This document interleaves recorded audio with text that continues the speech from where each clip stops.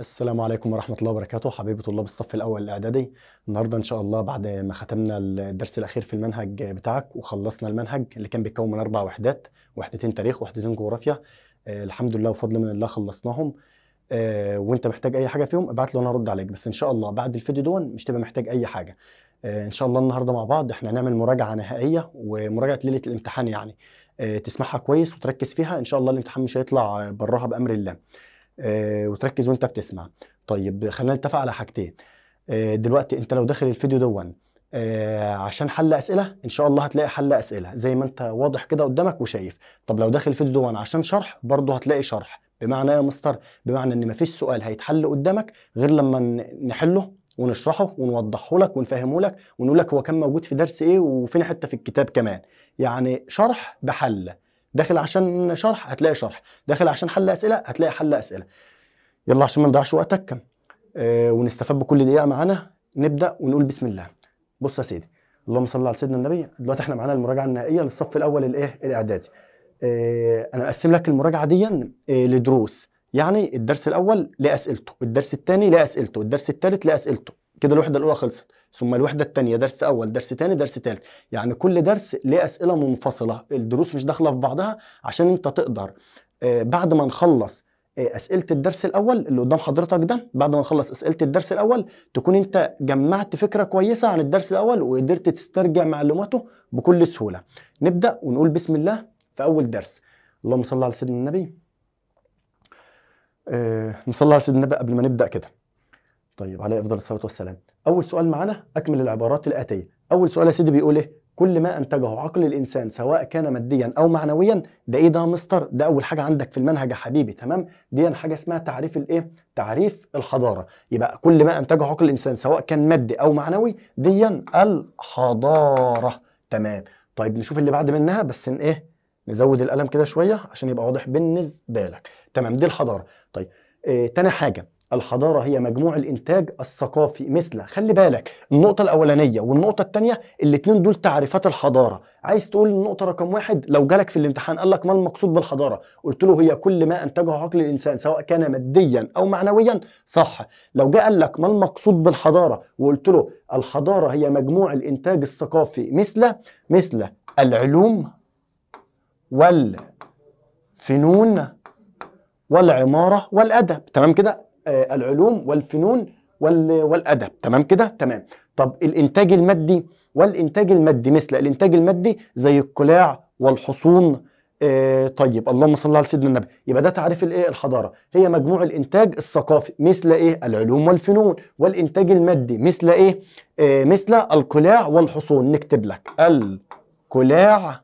القلاع والحصون، القلاع والحصون. كويس خالص. خلي بالك الحضاره لها جانبين اتنين، جانب مادي ملموس ومعنوي محسوس. مادي ملموس، يعني ايه مادي ملموس؟ الانتاج المادي زي القلاع والحصون، القلعه الحصن زي قلعه صلاح الدين انت تقدر تمسكها بايديك. ومعنوي محسوس، انت بتحسها بس ما تمسكهاش في ايديك. محسوس زي العلوم، العلم اللي في دماغك. هل انت تقدر تمسك العلم اللي في دماغك او العلم اللي في الكتاب؟ تقدر تمسك العلم اللي في الكتاب؟ لا طبعا. والفنون الرسم والنقش والنحت والحاجات دي، تمام. يبقى النقطة الأولى والثانية دول تعريفات الحضارة. رقم 3 بيقول لك إيه بقى يا سيدي بعد ما تصلي على سيدنا النبي عليه أفضل الصلاة والسلام؟ رقم 3 بيقول لك قارتنا الإفريقية هي إحدى قارات العالم القديم.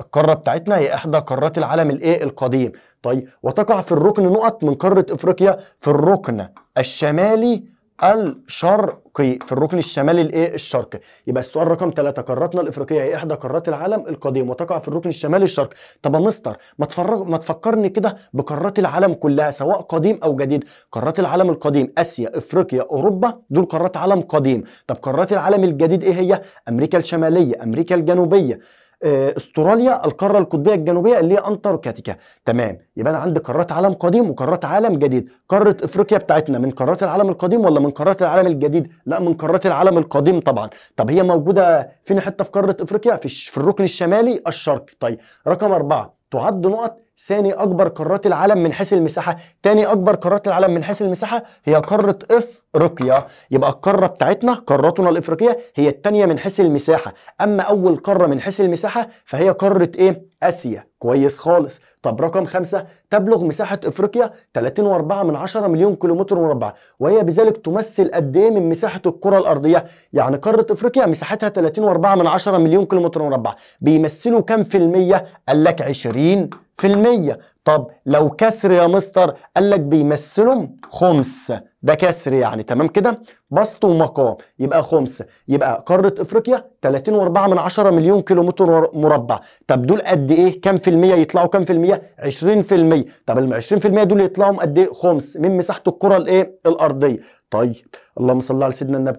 اكبر قارات العالم من حيث المساحة، ايه اكبر قارة من حيث المساحة؟ هي قارة اسيا، لسه قايلينها. تمام، 30%. واصغرها استراليا. يعني اكبر قاره فيها حرف السين اللي هي اسيا، واصغر قاره فيها حرف السين برضه اللي هي استراليا. تمام. طب رقم 7، اكبر قارات العالم الجديد. اكبر قارات العالم الجديد، لا نقف وقفه بقى، هو هنا عايز اكبر قاره بس في العالم الجديد. طب ما هو العالم الجديد ده امريكا الشماليه، امريكا الجنوبيه، استراليا، القاره القطبيه الجنوبيه. دول 4 قارات للعالم الجديد. ايه اكبر قاره فيهم؟ قال لك اكبر قاره هي امريكا الشماليه.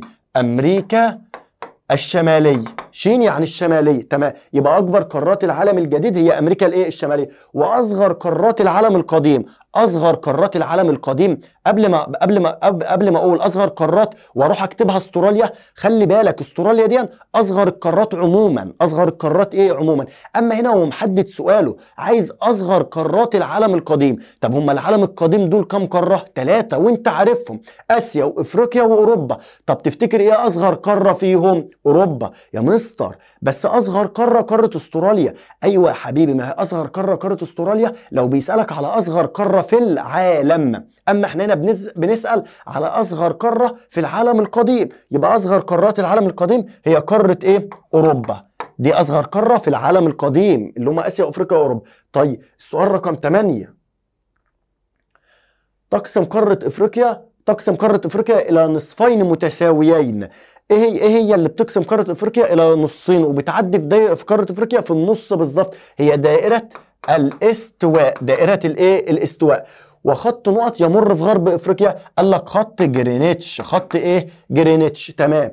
رقم 9، يقع نقط مساحة افريقيا في النصف الشمالي. يعني قد ايه من مساحة افريقيا في النصف الشمالي؟ قال لك ثلثي. ثلثي مساحة افريقيا في النصف الشمالي، يعني 2/3. طيب في النصف الشمالي. ونقط في النصف الجنوبي، قال لك ثلث بس، 1/3. تمام، يبقى يقع ثلثي مساحة افريقيا في النصف الشمالي وثلث افريقيا في النصف الايه؟ الجنوبي. السؤال اللي بعده رقم 10، تقترب افريقيا من اوروبا عند مضيق. تقترب افريقيا من اوروبا عند مضيق. افريقيا بتقرب من اوروبا عند مضيق اسمه مضيق جبل طارق. تمام، يبقى تقترب افريقيا من اوروبا عند مضيق جبل طارق. جبل ايه؟ طارق. ومن اسيا عند مضيق باب المندب. ومن اسيا عند مضيق باب الايه؟ باب المندب. تمام. رقم 11، من الحضارات التي قامت في افريقيا وارتبطت بنهر النيل. حضارات قامت في افريقيا وارتبطت بنهر النيل. اللهم صل على سيدنا النبي. الحضارات اللي قامت في افريقيا وارتبطت بنهر النيل، قال لك الحضارات اللي قامت في افريقيا 4 حضارات احنا خدناهم في المنهج بتاعنا، بس مش كلهم ارتبطوا بنهر النيل. يعني انت عندك مثلا الحضاره المصريه القديمه اللي هي الفرعونيه، دي قامت على ضفاف نهر النيل. حضارة كوش في السودان قامت برضو على نهر النيل. حضارة أكسوم في إريتريا وأثيوبيا قامت برضو على نهر الإيه؟ على نهر النيل. طب أنا عندي حضارة رابعة اللي هي حضارة إيه؟ اللي على ساحل البحر المتوسط، اللي هي اسمها حضارة قرطاج. دي ما ارتبطتش بنهر النيل. يبقى هو في السؤال بتاعي من الحضارات التي قامت في إفريقيا ارتبطت بنهر النيل، قال لك يبقى هنقول له حضارة كوش، هنقول له حضارة الحضارة المصرية القديمة، حضارة أكسوم. حضارة إيه؟ أكسوم. طيب اللهم صل على سيدنا النبي. يبقى أنا عندي 3 حضارات قاموا وارتبطوا بنهر النيل. أما الحضارة قرطاج قامت على ساحل البحر الإيه؟ المتوسط. رقم 12، اهتم الخديوي إسماعيل باشا باكتشاف منابع النيل ووصل حكمه إلى جنوب دائرة الاستواء. دائرة الاستواء. تمام، يبقى اسماعيل باشا اكتشف منابع النيل وحكمه وصل لجنوب دائرة الاستواء. طيب رقم 3، نشأة الممالك الإسلامية على السواحل الشرقية لإفريقيا وامتدت إلى نشأت الممالك الإسلامية على السواحل الشرقية لإفريقيا وامتدت إلى هضبة نقط، قال لك هضبة البحيرات الاستوائية، هضبة البحيرات الاستوائية. كده احنا خلصنا. أكمل. تعال اما نخش على كام سؤال كده اختر وبعد كده نشوف هنعمل ايه. اختر الإجابة الصحيحة. يحد المحيط الهندي قارة افريقيا من جهة، المحيط الهندي بيحد افريقيا من جهة ايه؟ قال لك يحدها من جهة الشرق، يحدها من جهة الشرق. لا انا اسف، انا كده علمت غلط. المفروض ديا انا علمت على الشمال، احنا نختار الايه؟ الشرق. ديا غلط. تمام، يحدها من جهة الايه؟ الشرق. في عهد محمد علي تم رسم خريطة للنيل حتى جنوب السودان. طيب ده في عهد محمد علي. استطاع ابن بطوطة خلال رحلته أن يصل إلى إحدى الدول الحبيسة وهي دولة مالي. تمام. بص يا سيدي، أنا عمال أحل معاك دلوقتي أهون. طبعا احنا بنقول بسرعة عشان المعلومات دي معلومات بديهية وسهلة، انت بنقول بسرعة عشان في أسئلة تانية هتحتاج مننا مجهود وهتحتاج مننا وقت، وفي نفس الوقت كل اللي انا قلته لك بسرعه دون انا هرسم لك خريطه لقاره افريقيا دلوقتي واوضح لك عليها كل المعلومات اللي انا قلتها. يعني دلوقتي انا بحل معاك وفي نفس الوقت هوضح لك ده على الخريطه. تمام. طيب بعد كده بدأت بعثة نخاوي الثاني من البحر الأحمر وعادت من مضيق جبل طارق. بعثة نخاوي الثاني اللي هي كانت الدوران حول افريقيا اللي قعدت 3 سنوات اللي استعان فيها بالفينيقيين. تمام، اللي استعان بقى بالفينيقيين. اللهم صل على سيدنا النبي. وعادت من مضيق جبل طارق. رقم 5، تعرضت شعوب قارة افريقيا للاستعمار تعرضت شعوب قارة افريقيا للاستعمار من دول قارة اوروبا. طيب رقم 6، ظهر دور العرب في الكشوف الجغرافية لقارة افريقيا خلال العصور الوسطى. طبعا الكشوف الجغرافية لافريقيا كان في مصريين قدماء حار خوف ونخاو، وكان في عرب، وكان فيه اللهم صل على سيدنا النبي البرتغاليين وانجلترا وفرنسا عملوا كشوف برضه. احنا بنتكلم هنا على العرب بالتحديد، العرب كان لهم كشوف خلال العصور الوسطى. رقم 7، بدأ البرتغاليون اكتشاف افريقيا في عهد الامير هنري الملاح ولا جواوي الاول ولا كولومبوس ولا رونالدو؟ اكيد رونالدو، صح كده؟ لا مش رونالدو يا حبيبي، اكيد هنري هنري الملاح. تمام، سيبك من رونالدو ده مش هينفعك في الامتحان. تمام. بعد كده عندنا شوية اسئلة. السؤال الثالث، ما المقصود بالموقع الفلكي؟ قال لك الموقع الفلكي هو موقع المكان بالنسبة لخطوط الطول ودوائر العرض. موقع المكان بالنسبة لخطوط الطول ودوائر العرض. تمام. طب ما المقصود بالموقع الجغرافي؟ قال لك هو موقع المكان بالنسبة للأماكن المجاورة من بحار، من محيطات، من قارات. يبقى الموقع الجغرافي موقع المكان بالنسبة للأماكن المجاورة. الأماكن المجاورة ممكن تكون بحار، محيطات، قارات. الأهمية الاستراتيجية، خلي بالك من تعريف الأهمية الاستراتيجية عشان كتير منكم مش بياخدوا بالهم منه. في تعريف عندك في الدرس الأول اسمه تعريف الأهمية الاستراتيجية، هي الأهمية وقت الحرب والسلم والأزمات. طيب السؤال الرابع، بما تفسر. قبل ما نخش على بما تفسر، كل المعلومات اللي أنا قلتها لك وحلتها لك دي تعالى اما اوريها لك على خريطة صغيرة كده عشان تثبت معاك. دلوقتي احنا عندنا دي قارة ايه يا سيدي؟ اللهم صل على سيدنا النبي.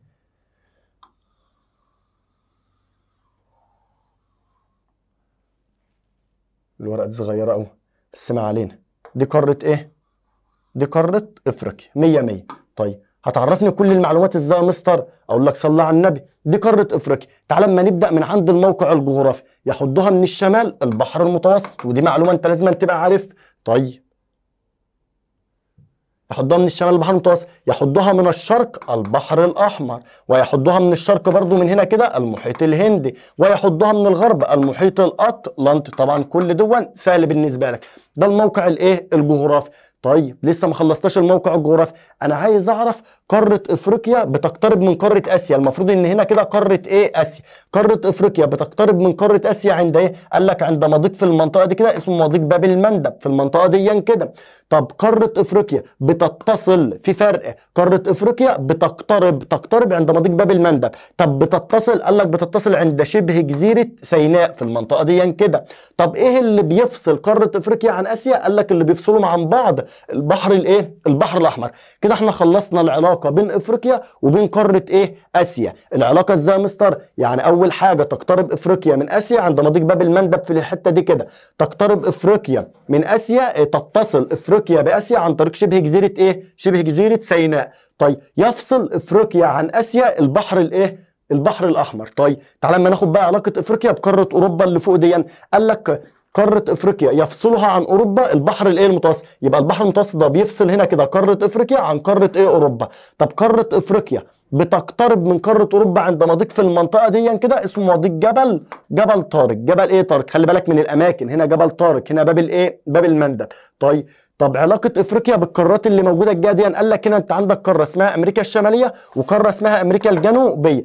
بيفصل افريقيا عن امريكا الشماليه وامريكا الجنوبيه محيط اسمه المحيط الاطلنطي. يبقى المحيط الاطلنطي بيفصل افريقيا عن الامريكتين اللي هي امريكا الشماليه وامريكا الايه الجنوبيه. طب خلصنا كده يا مستر؟ لا لسه ما خلصناش، انا مش هسيبك الا لما احفظك الخريطه بتاع قاره افريقيا فيما يخص الايه الوحده الاولى كلها كمان. ده الموقع الجغرافي. طب هتقول لي ايه تاني؟ هقول لك الموقع الفلكي. مش الموقع الفلكي هو موقع المكان بالنسبه لخطوط الطول ودوائر العرض؟ ايوه تمام. يبقى قاره افريقيا بتقع بين خط طول اهون وخط طول كمان هنا هو تمام. طب الخط الطول دون درجته كام؟ 17 غربا. طب الخط الطول دون درجته كام؟ قال لك 60 شرقا. ده 17 غربا وده 60 ايه شرقا. انا كنت قايل لك قبل كده في الشرح لما يكون الاتجاهين عكس بعض بنطرح ولا بنجمع؟ لا يا مستر لو عكس بعض بنجمع. اذا دي 17 غربا و60 شرقا، اجمع ال 17 مع ال 60 يديك 77 خط طول، يديك 77 خط ايه طول. اذا يمر في قاره افريقيا 77 خط ايه طول. تمام. خلصنا خطوط الطول؟ لا. مين قال لك خلصنا خطوط الطول؟ لسه. ده في خط طول رئيسي مهم جدا بيعدي في قاره ايه؟ بيعدي في قاره افريقيا. طب فين خط الطول الرئيسي ده؟ قال لك هنا هو ده المنقط ده بيعدي في المنطقه دي. الخط الطول الرئيسي ده انا لسه حله معاك دلوقتي اسمه خط ايه؟ اسمه خط جرينتش. بيعدي في شرق افريقيا ولا في غرب افريقيا؟ طبعا بيعدي في غرب قاره افريقيا. كده احنا خلصنا خطوط الايه الطول. طيب تعالى بقى اما اقول لك دواير العرض. قاره افريقيا بتبدا من عند دايره عرض لحد دايره عرض فوق خالص اهي تمام. بتبدا من عند دايره عرض كام؟ قال لك بتبدا من دايره عرض 34 ونص، 34 ونص جنوبا. طيب لحد دايرة عرض كام؟ 37 ونص شمالا. طب يا مستر انا عارف اللي انت هتقول دي جنوبا ودي شمالا الاتجاهين عكس بعض، يبقى اجمع ال 34 ونص مع ال 37 ونص يديك كام؟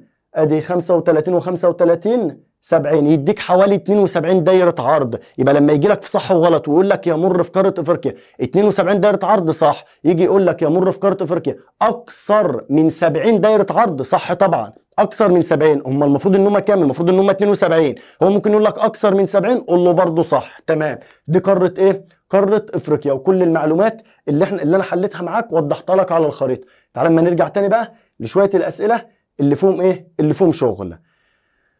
أول سؤال في المقالي: بما تفسر الأهمية الاستراتيجية لموقع قارة إفريقيا؟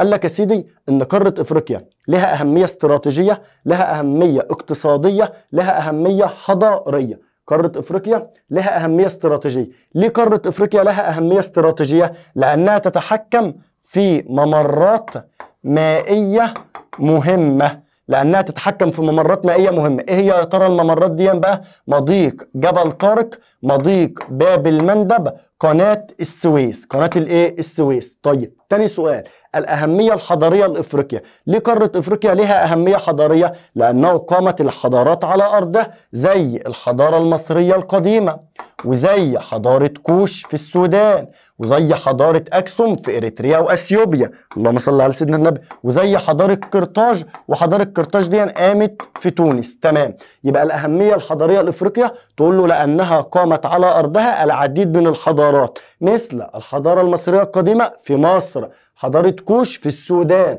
حضارة أكسوم في إريتريا وأثيوبيا، حضارة قرطاج في تونس. تعال اما نشوف اللي بعده: الأهمية الاقتصادية لقارة إيه؟ إفريقيا. ليه قارة إفريقيا ليها أهمية اقتصادية؟ بسبب الموقع الفلكي الذي أدى إلى تنوع المناخ وبالتالي تنوع المحاصيل. تمام. يبقى الموقع الفلكي الذي أدى إلى تنوع المناخ وبالتالي تنوع المحاصيل وكمان الحيوانات. الإجابة خلصت على كده يا مستر؟ لا طبعا ما خلصتش، لسه هنكمل. السؤال بيقول الأهمية الاقتصادية لإفريقيا. هي قارة إفريقيا ليها أهمية اقتصادية؟ طبعا ليها أهمية اقتصادية بسبب الموقع الفلكي والموقع الجغرافي. الموقع الفلكي الذي أدى إلى تنوع المناخ والمحاصيل والحيوانات، والموقع الجغرافي الذي أدى إلى تحكمها في طرق الملاحة، تحكمها في طرق الايه؟ الملاحة. تمام. تعال لما نشوف السؤال رقم 4. الأهمية الاستراتيجية لشبه جزيرة سيناء. شبه جزيرة سيناء لها أهميتين، استراتيجية وحضارية. خلي بالك قارة إفريقيا كان لها 3 أهميات، استراتيجية وحضارية واقتصادية، وسيناء لها أهميتين بس، استراتيجية وحضارية.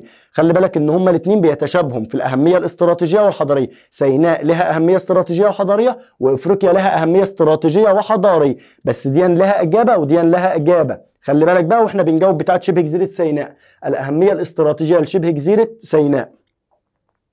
قال لك لأن من خلالها عبرت الحملات العسكرية، لأن من خلالها عبرت الحملات الايه؟ العسكرية. إذن أمن مصر وإفريقيا مرتبط بأمن سيناء، مرتبط بأمن ايه؟ سيناء. يبقى الحملات العسكرية بتعدي من شبه جزيرة سيناء، الجيوش الأعداء زي الهكسوس وزي المغول اللي انت خدتهم في 6 ابتدائي بيعدوا من شبه جزيرة سيناء. لو قدروا ان هم يعدوا من شبه جزيرة سيناء، اللهم صل على سيدنا النبي، لو قدروا ان هم يعدوا من شبه جزيرة سيناء يبقى بقى بيشكلهم خطر على مصر وخطر على إفريقيا. طب لو ما عدوش يبقى مصر في أمان وإفريقيا في أمان. بعد كده الأهمية الحضارية لشبه جزيرة إيه؟ سيناء. الأهمية الحضارية لأن شبه جزيرة سيناء يعبر من خلالها الحضارة مثل الحضارة الإسلامية، يبقى الحضارة بتنتقل من من آسيا لإفريقيا عن طريق شبه جزيرة سيناء. يبقى الأهمية الحضارية لأنها تعبر من خلالها الحضارة مثل الحضارة الإسلامية، الحضارة بتعدي من شبه جزيرة إيه؟ سيناء. طيب اللي بعده رقم 6. تقسيم إفريقيا لعدد كبير من الدول. لقارة إفريقيا اتقسمت لعدد كبير من الدول بسبب الصراع بين الدول الأوروبية لنهب خيراتها.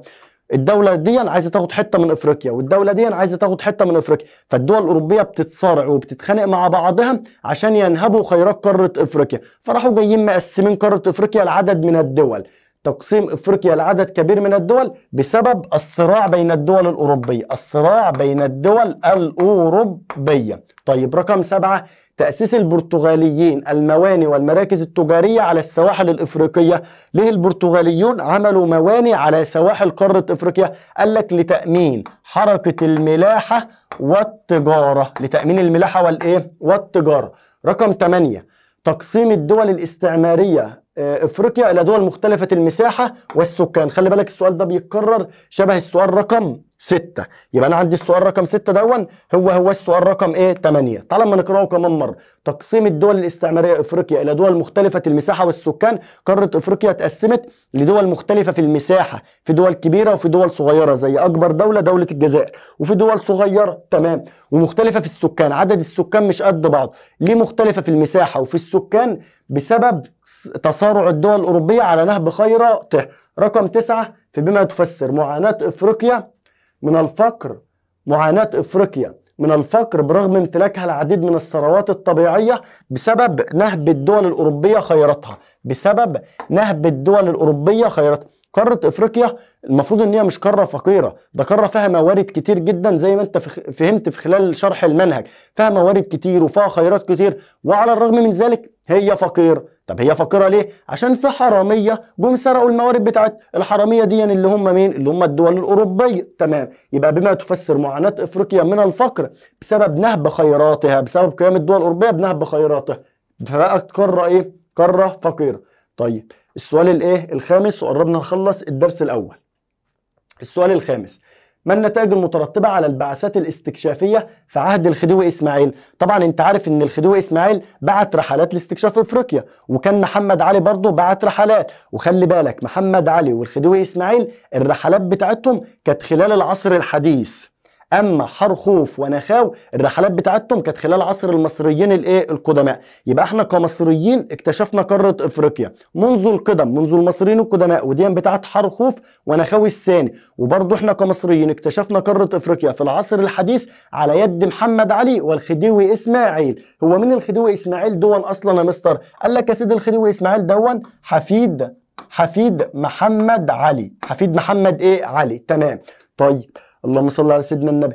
طب ما النتائج المترتبة على البعثات الاستكشافية في عهد الخديوي إسماعيل أدى ذلك إلى مد النفوذ المصري إلى جنوب السودان. مد النفوذ المصري إلى جنوب الإيه؟ جنوب السودان.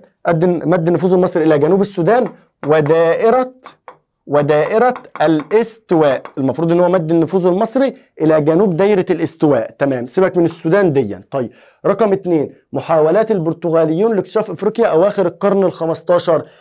البرتغاليون عمالين يعملوا محاولات لاكتشاف قارة افريقيا. طبعا المحاولات دي بدأت في عهد الامير هنري الملاح، انا لسه حله معاك من شوية في اخطر. ما النتائج المترتبة؟ عمالين نعمل محاولات. فنتيجة محاولاتهم ربنا كرمهم باكتشاف طريق رأس الرجاء الصالح. اكتشاف طريق رأس الرجاء الصالح. تمام. رقم 3، اهتمام محمد علي باكتشاف منابع النيل. ما النتائج المترتبة ان محمد علي عايز يكتشف منابع النيل؟ ادى ذلك الى حاجتين 2، اكتشاف النيل الابيض، الابيض، ورسم خريطة للنيل حتى جنوب السودان، السودان. تمام. رقم 4، في من النتائج؟ انتخاب مصر لرئاسة الاتحاد الافريقي عام 2019 في عهد الرئيس عبد الفتاح السيسي. انتخاب مصر لرئاسة الاتحاد الافريقي، ما النتائج المترتبة؟ ان احنا انتخبنا مصر. ادى ذلك الى تعميق دور مصر الريادي في قارة افريقيا والعمل على تحقيق التنمية المستدامة. تعميق دور مصر دورها كبر في قارة افريقيا، بقت عندها المقدرة ان هي تحط خطط تنموية لقارة افريقيا. ادى ذلك الى تعميق دور مصر الريادي،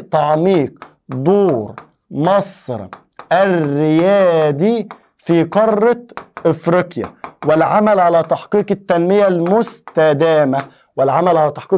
المستدامة. طيب بعد كده دلل، لم يكن للبرتغاليين السبق في الدوران حول افريقيا. هالدليل ان البرتغاليون ما كانوش اول حد يلف حوالين قارة افريقيا، المفروض ان دي قارة افريقيا هي. طبعا البرتغاليون لما لفوا حوالين قارة افريقيا جم كده ولفوا حوالين قارة افريقيا. هل البرتغاليون كان اول ناس يلفوا حوالين قارة افريقيا؟ لا طبعا يا مستر، ده احنا المصريين جامدين جدا. ده اول واحد لف حوالين قارة افريقيا كان الملك نخاوي الثاني لما عمل رحلة الدوران حول قارة افريقيا واستمرت 3 سنوات. وخلي بالك الرحلة دي لها بداية ولها نهاية. يعني رحلة نخاوي الثاني دي بدأت منين؟ بدأت من البحر الاحمر هنا في المنطقة دي كده، ولفت في نزلت المحيط الهندي، ولفت راحت المحيط الاطلنطي، ورجعت من مضيق جبل طارق. يبقى هالدليل ان البرتغاليون لم يكن للبرتغاليين السبق في الدوران حول افريقيا. مظبوط طبعا، ما كانوش هم اول حد يلف حوالين افريقيا، حيث قام الملك نخاو الثاني برحلة الدوران حول قارة افريقيا التي بدأت من البحر الاحمر وعادت من مضيق جبل طارق. الاجابة زي ما احنا بنقول كده بالظبط. رقم 2، دلل، تضم قارة افريقيا العديد من الدول العربية. قارة افريقيا فيها دول عربية، طبعا قارة افريقيا فيها 54 دولة، في 10 دول منهم دول عربية انت واخدها السنة اللي فاتت في سنة 6 ابتدائي في خريطة الوطن العربي. يبقى انا عندي في قارة افريقيا 54 دولة. احنا مش عايزين ال 54 دولة كلهم، احنا عايزين تثبت لي ان قارة افريقيا فيها دول عربية، حيث تضم مصر، ليبيا، السودان، تونس، الجزائر، المغرب، موريتانيا، جيبوتي، الصومال، جزر القمر. دول كده تعدهم تلاقيهم 10 دول. يبقى دلل تضم قارة افريقيا دول عربية، حيث تضم 10 دول عربية، وهم مصر، ليبيا، السودان، تونس، الجزائر، المغرب، موريتانيا، جيبوتي، الصومال، جزر القمر. تمام. طيب ما العلاقة بين محمد علي ومنابع نهر النيل؟ ايه العلاقة بين محمد علي ومنابع نهر النيل؟ حيث قام، خلي بالك سؤال ما العلاقة محمد علي ومنابع نهر النيل. اي سؤال ما العلاقة في الدنيا بيبقى مديك طرفين اتنين. عشان تجاوبه، عشان في طلبة كتير بتشتكي منه، عشان تجاوب ما العلاقة بكل سهولة لازم تبدأ بطرف وتوصل للطرف التاني. طب هما فين الطرفين في السؤال بتاعنا؟ محمد علي ومنابع نهر النيل. نبدأ بالطرف الاولاني اللي هو محمد علي.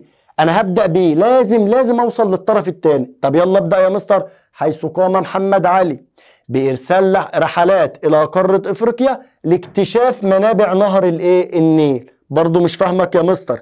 خلي بالك أنا قلت لك ومديني طرفين، لو أنت خدت بالك من الإجابة، إجابتي بدأت بمحمد علي الطرف الأولاني وانتهت باكتشاف منابع النيل. هنقول لك تاني، حيث قام محمد علي ده الطرف الأول أهو بإرسال رحلات إلى قارة إفريقيا لاكتشاف منابع النيل، ده الطرف التاني أنا وصلت له. سؤال ما له علاقة بيديك طرفين، يبدأ بواحد وأوصل للتاني. طيب تعال اما نجرب في اللي بعده. ما العلاقة بين الموارد الطبيعية لإفريقيا وأطماع الدول الأوروبية؟ هما فين الطرفين؟ أول طرف الموارد الطبيعية لإفريقيا، تاني طرف أطماع الدول الأوروبية. طب يلا يا مستر، مش أنت مديني قاعدة وبتقول لي سؤال ما له علاقة بيديك طرفين ابدأ بالأول ووصل للتاني؟ مظبوط. طب يلا نبدأ بالأول.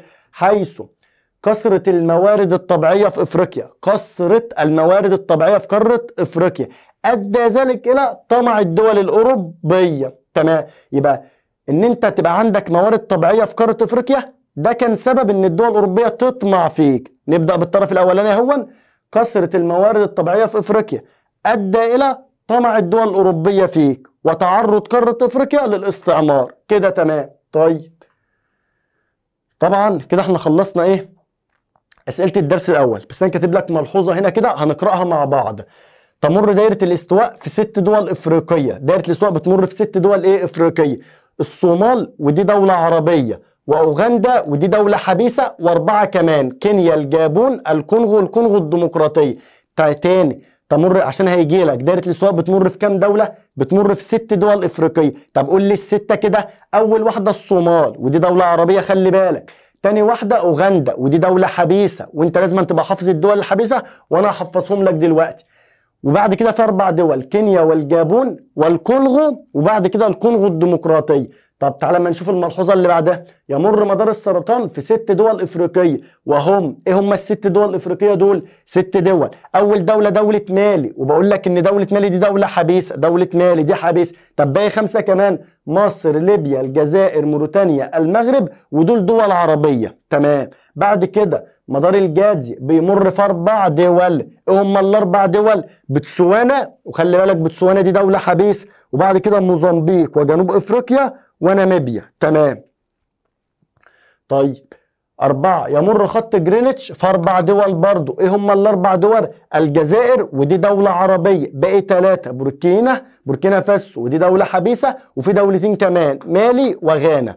طب يا مستر انا دلوقتي مش عارف الدول العربية من الدول الحبيسة. اقول لك سهل، تعال لما نختم ختام حلو في الدرس الاول هيساعدك. بص يا سيدي، شايف انت شوية المعلومات اللي احنا وضحناها على الخريطة دي؟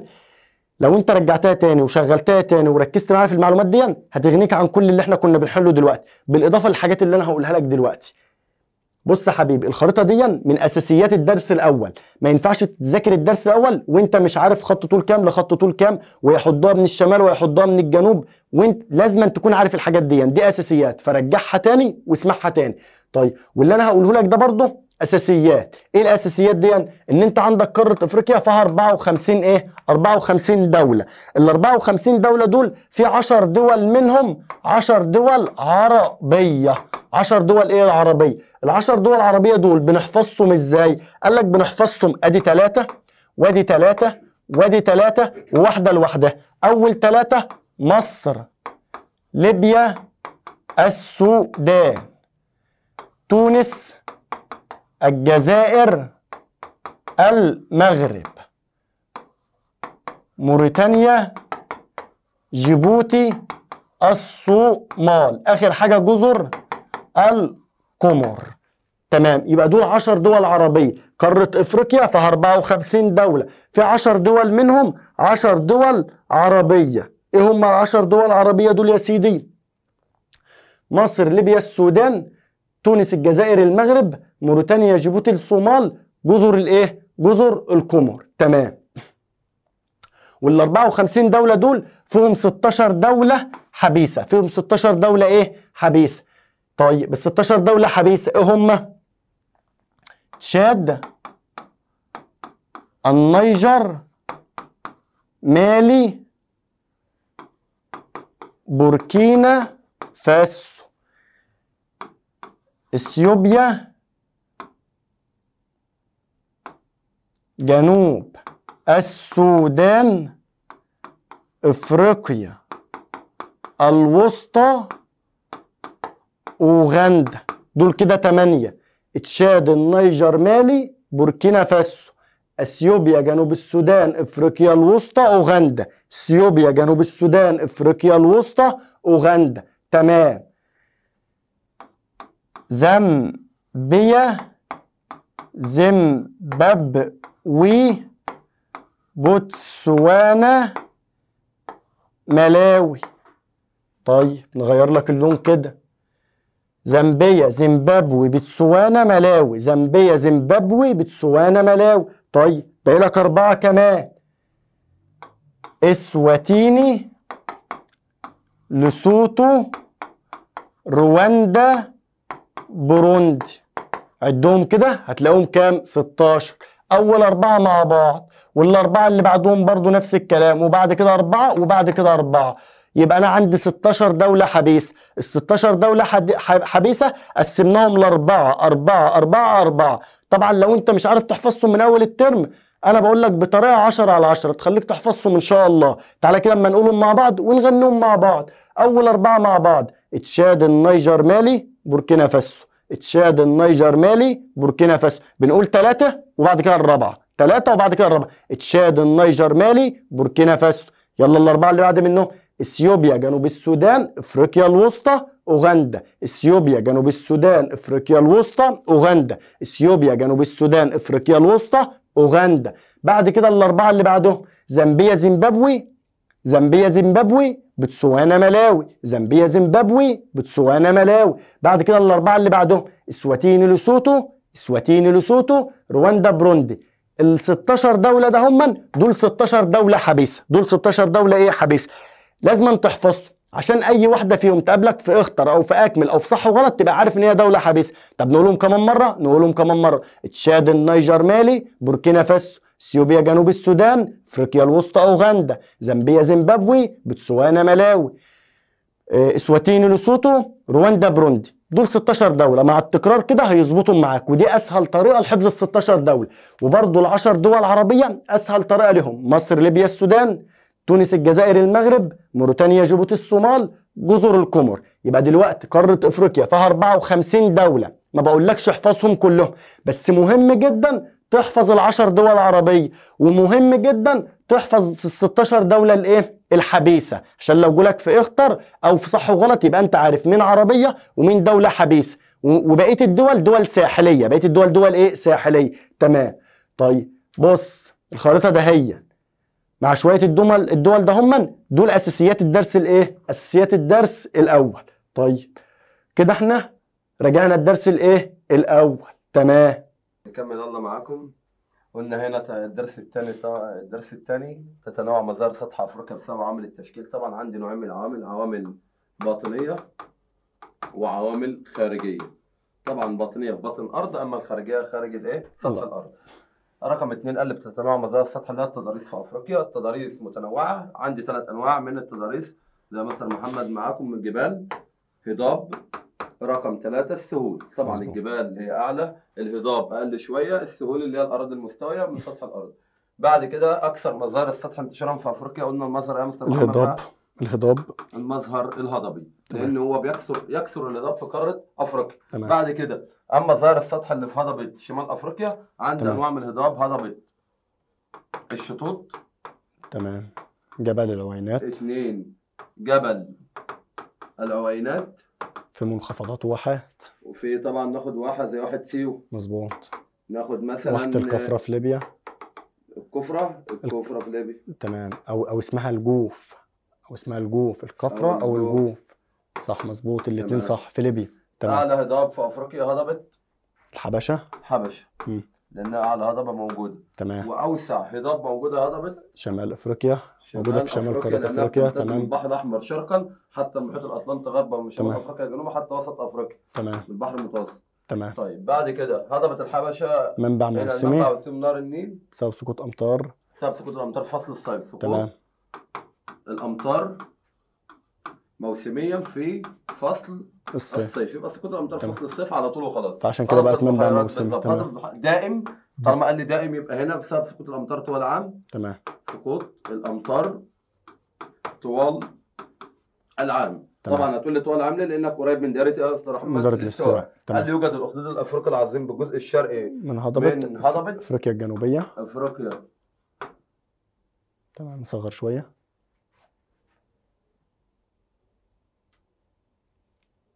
تمام كده. تمام. تمام. فعندك مساحة ان انت عندي تمام. لا. تمام. حلو قوي كده.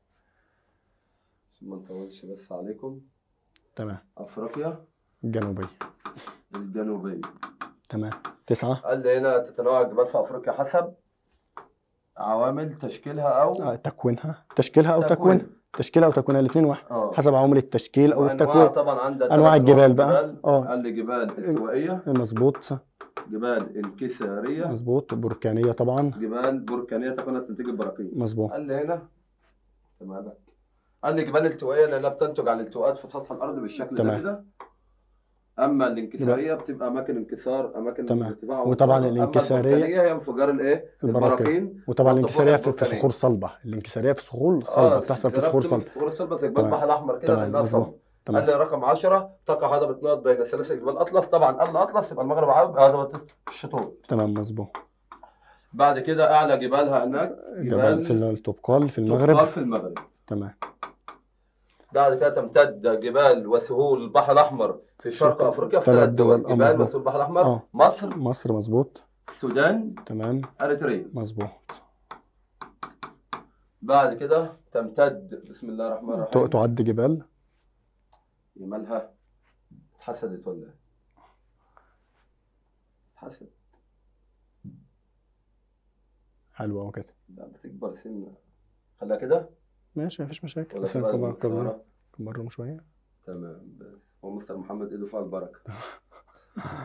قال رقم 12 تعد جبال نقط جزء من الخدود الافريقي العظيم هي جبال البحر الاحمر. تمام. الاحمر طبعا. وفي خليجين هنا خليج العقبه وخليج عدن. خليج العقبه ده في مصر جزء من يطل عليه مصر من ضمن الدول اللي بتطل عليه في افريقيا.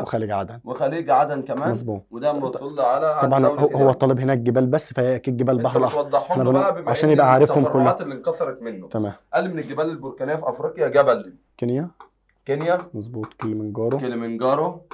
ودراك. رقم 3 دراكنزبرج. كنزبرج. تمام. دي جبال بركانيه. طبعا جبال بركانيه. كينيا كليمنجارو دراكنزبرج. 3 فيهم كاف. كينيا كليمنجارو دراكنزبرج. اعلى جبال في قاره افريقيا جبال.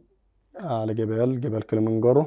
طبعا لو هناخد الاعلى اعلى جبل في افريقيا عموما معانا جبل ايه؟ معانا جبل كليمنجارو. اعلى جبل في افريقيا. انت عايز اعلى قمه من الجبال. اعلى جبل. اعلى جبل في افريقيا هناخد كليمنجارو. تمام. طب اعلى جبل في جبال اطلس لسه حلينه معاه فوق طبعا. مظبوط. لسه حلينه معاه فوق جبل طبقال. اما اعلى جبل في البحر الاحمر جبل شايب البنات. مظبوط طبعا. او شايب. هو يفرق بين اعلى الجبال. اعلى جبال اطلس عامه كليمنجارو. في جبال اطلس يا سلاسل الجبليه يبقى هنا جبال طبقال. اما في جبال البحر الاحمر جبل اسمه جبل الشيب وده موجود بالمناسبه في دوله مصر. مظبوط. طالما شيب يبقى في مصر على طول. تمام. مظبوط. وطبعا طبقال موجود في دوله المغرب. تمام. بعد كده جبال افريقيا تتنوع بالثروات المعدنيه التي تدخل في الصناعات مثل المعادن اللي موجوده عندنا. حديد. عندك الحديد. عندنا ذهب. عندك فضه. الذهب. النحاس. مظبوط. كل دي معادن جوه الجبال. المعادن اللي بتطلع بتستخرج من الصخور الصلبه. تمام. حديد نحاس ذهب. تمام. ممكن تكمل بعدها. يجري في قاره افريقيا عده انهار. نهر النيل نيجر كونغو ودي كونات السهول طبعا. اي انهار فيضيه. مظبوط الكلام ده. اي انهار سهول فيضيه. تمام. بعد كده قال لي يختلف اتساع السهول حسب قرب الجبال او ابتعاد الجبال الساحليه. المرتفعات في العموم. اقتراب او ابتعاد المرتفعات. او ابتعاد المرتفعات. وتقول لها يعني ايه مستر المرتفعات؟ تشمل مستر محمد ده جبال او الايه؟ او الهضاب. مظبوط كده. يبقى بسبب اقتراب او ابتعاد. لو الجبال والهضاب قريبه تبقى ضيقه. محمد ادي وليكن معانا البحر اهو. تمام. الجبل قريب هنا يبقى السالب ده ضيق ولا واسع؟ ضيق عشان هو قريب. يبقى هنا السهول الفضائيه ضيقه. طب انا مثلا معايا البحر اهوت وليكن والجبل بعيد اهوت، يبقى بالتالي في السهول دي اتساع ايه؟ سهول واسع. السهول الايه؟ الساحلي، الساحلي. يبقى مظبوط. لو جبال قريبه ضيق، يبقى الجبال بعيده بعيده عندك وواسع. اتساع. تمام. بعد كده بقول لي تنمو النباتات الطبيعيه والمحاصيل الزراعيه في سهول البحر الاحمر على مياه على مياه الامطار طبعا. امطار شتويه. يبقى هنا تمام. عندك البحر المتوسط شمالا، تمام. يبقى مياه الامطار. وطبعا الامطار عندها في البحر الاحمر كمصر مطل عليها يبقى الشتويه وليس الصيفيه. الامطار الشتويه في البحر المتوسط. تمام. قالت تتميز سهول المحيط الهندي بالاتساع عند دولة تنزانيا. عند تنزانيا. تنزانيا، السؤال مظبوط. ده حلو. وبالضيق عند دولة كينيا. كينيا، مظبوط. مظبوط. يبقى انا عندي سهول المحيط الهندي في اماكن متسعه، في اماكن متسعه وفي اماكن ضيقه. تمام. اللي بتضم قاره افريقيا جزر. مثل الجزر. جزر مثلا مدغشقر. مظبوط. وده اكبر جزيره بالمناسبه. اكيد طبعا. اكبر جزيره في قاره افريقيا. وجزر القمر، وجزر القمر طبعا من الجزر الصغيره. تمام. مظبوط. جزر القمر دي بالمناسبه دوله عربيه من ضمن الدول العربيه اللي تمام. مظبوط. طيب بعد كده ما المقصود بالاقتصاد الازرق؟ تمام. 2 التعريه، 3 الحركات الانكساريه، 4 الأخدود. طبعا يا مستر خالد، المقصود بالاقتصاد الازرق نبسط له الدنيا كده. الاقتصاد الازرق هو اسمه ازرق يا حبيبي عشان بنستفيد من الميه. تمام كده. من المحيطات، من الميه عموما، بنستفاد من المائيه. تمام. استثمار الموارد المائيه اللي هي البحار والمحيطات. تمام. طب ليه بنستثمرها؟ لتحقيق تنميه مستدامه والقضاء على الفقر. جميل. يبقى بنستثمر الميه. يبقى ما المقصود بالاقتصاد الازرق؟ استثمار الموارد المائيه اللي هي البحار والمحيطات لتحقيق تنميه مستدامه والقضاء على الفقر، بس في شرط: الحفاظ على البيئه. يعني استثمر واستفاد بس ما تضرش البيئه. تمام. ماشي. التعريه طبعا سيبنا لك التعريه، تعريه مائيه وهوائيه ومائيه. تعريه من نوعين، لا اما مائيه او تعريه هوائيه. دي بفعل ايه؟ فعل ايه؟ قال المائيه طبعا بفعل الميه بتاع البحار والمحيطات او الانهار طبعا. تمام. تنقسم لاثنين: نهريه وبحريه. دي انواعها الاول قبل ما اقول لك تعريف.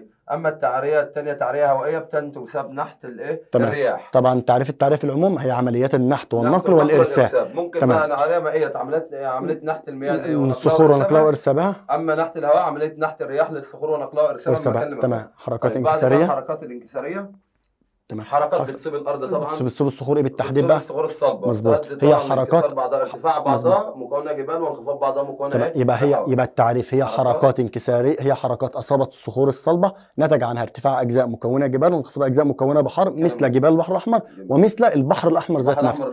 تمام. البحر الاحمر الجبال ارتفاعات، اما البحر الاحمر اماكن وتر ما دخلتها المحيط الهندي مالت البحار. مظبوط. بعد كده طبعا احنا جايبين تعريف الاخدود جايبينه بعد الانكسارات عشان هم شبه بعض. والاخدود يعني انكسار اصلا. هو الاخدود انكسارات طوليه. انكسارات بشكل طولي. بتمتد في قاره افريقيا. شرق قاره افريقيا من الجنوب للشمال. تمام. وطبعا شرق البحر الاحمر جزء من الاخدود العظيم، لانه لو بصيت له هتحس ان هو زي شقه اصلا. ما كانش موجود ونتيجه للانكسارات اتوجد. تمام. في عمليات تكوين الارض. تمام. يبقى المقصود بالاخدود الافريقي العظيم عباره عن انكسارات طوليه تمتد في شرق افريقيا بمسافه 5600 كيلومتر. تمام كده. تمام. ماشي. بعد كده قال لي نشأة جبال دراكنزبرج وجبال افريقيا. انا هحل معاكم اول سؤال حتى عشان مستر محمد يكمل معاكم. تمام. قلنا طبعا جبال كينيا وكليمنجارو وكينيا ديت طبعا كلها جبال بركانيه. الاول كده يبقى انت حددت اجابه السؤال. يبقى بسبب الثورانات او الانفجارات البركانيه. الثورانات البركانيه او الانفجارات البركانيه. تمام. برضه اللي بعده برضه تكون الجليد هنا عشان ما نطولش على الناس بس. تكون الجليد فوق جبل كينيا ووقوعه في المنطقه رغم وقوعه في المنطقه الاستوائيه فوق جبل كليمنجارو. قال لي اشمعنى كليمنجارو على الرغم ان هو في منطقه حاره جبال برغم ان هو واقع في منطقه حاره. قال لي طبعا لان هنا عامل الارتفاع بسبب عامل الارتفاع. طب وضح لي سنه بقى. ان كلما ارتفعنا 150 متر على مستوى سطح البحر تقل درجه الحراره درجه واحده مئويه. يبقى قلنا هنا بسبب عامل الارتفاع. وكلما ارتفعنا 150 متر تقل درجه الحراره درجه مئويه. تمام. انا اخر سؤال هاخده بس لك براحتك خالص يا مستر خالد. بيقصر البحر المتوسط في مصر والسودان. احنا قلنا ضيق لسه قايلين لك حل. ده مستر محمد اقتراب الجبال قريبه من الساحل. طب متسعه يبقى الجبال. هو هنا بيقول ضيق. يبقى الراجل هو الراجل ريحني. هي كلمه ضيق وسهول. قال لك دي وسهول يبقى على طول كده بسبب اقتراب المرتفعات من الساحل. طبعا احنا هنحدد له هبول في مصر والسودان. يبقى المقصود بالمرتفعات اللي هي جبال ايه بقى؟ بسبب اقتراب المرتفعات من الساحل مثل جبال البحر الاحمر. مظبوط. بعد كده تماثل هضبه الحبشه بخصوبه التربه. طبعا بسبب احنا قلنا طبعا بينتج عن انفجارات البركانيه مستر محمد اللي هو انفجار بعض، انفجار من الارض، دي ثوران بركانيه من الارض بتطلع معاها مواد رماد ومواد منصهرة. بتتكون منها الطين. تمام. فيما بعد وخصوبه التربه بتتكون تمام. منها الطينه بتاع تمام. التربه. يبقى هضبة الحبشة بتميز بخصوبة التربة ليه؟ هنا خصوبه التربه بسبب ان الثوران لا بلاش الثورانات، او الانفجارات عادي. لا بسبب ماشي الثورانات البركانيه بس. تمام. من وما ينتج عنها، عشان بس يبقى هو كده مثبت الاجابه ما فيش حاجه وما ينتج عنها، من طفوح طينيه ورماد. تمام. طيب اخر حاجه الاعمال الاقتصاديه لجبال افريقيا. طبعا احنا قلنا لسه قايلين فوق اقتصاديه يبقى بتجيب لي فلوس. طب هي هتجيب لي فلوس ان انا من قطاعين بقى، قطاعين: السياحه والصناعه والتعدين. اولا ان هي لها مناظر. هي في السياحه لو ناخدها سياحه مناظر مناظر جماليه. مظبوط. تجذب السياح. طبيعيه، تجذب مناظر طبيعيه جماليه تجذب السياح. تمام. الاستمتاع بالسفاري، بسياحه السفاري بقى، يركب بيتش باجي بقى ويجي ويشتري وبتاع. اخر سؤال معانا بالنسبه للتعدين والصناعه. قال لنا التعدين قال لي بيستخرج منها الاول ثروات، مواد خام، معادن بقى اللي احنا لسه حلينها معاه. واحد مثل معادن حديد، ذهب، فضه، نحاس وذهب. تمام. وده بيدخل في عمليه الايه؟ الصناعه، او القائمه على عمليه الصناعه. تمام. مظبوط. مستر محمد هيكمل معاكم. ماشي حبيبي يا مستر خالد، متعتنا شويه دول والله. لا انا هاجي لك بقى تاني معاك كده. ماشي حبيبي يا مستر خالد. تمام. نكمل معاكم. طبعا مستر خالد بدأ معاك الدرس الثاني اللي هو اسمه ايه بقى؟ الدرس الثاني حبيب قلبي اسمه مظاهر سطح قارة افريقيا. الدرس الثاني بدأنا في اول حاجة اكمل العبارات الآتية. الدرس الثاني كان اسمه مظاهر سطح قارة ايه؟ افريقيا. طبعا مستر خالد حل معاك اكمل. تمام. وبعد كده حلنا معاك ما المقصود. بعد كده حل معاك بما تفسر. هكمله معاك ايه؟ اسئله بما تفسر. وصلنا للسؤال رقم 3: الاهميه الاقتصاديه لسهول البحر الايه؟ لسهول البحر الاحمر. سهول البحر الاحمر المطله على البحر الاحمر في مصر والسودان واريتريا لها اهميه اقتصاديه طبعا. ايه هي الاهميه الاقتصاديه؟ ان هي يستخرج منها حاجتين اتنين: معادن ومصادر طاقه. يستخرج منها معادن ومصادر طاقه. يستخرج منها معادن ومصادر طاقه. بس كده. طيب بعد كده خصوبة تربة وادي النيل في مصر والسودان. للتربة عندنا في مصر احنا تربة خصبة بسبب الطفوح البركانية التي نقلها نهر النيل من هضبة الحبشة إلى مصر.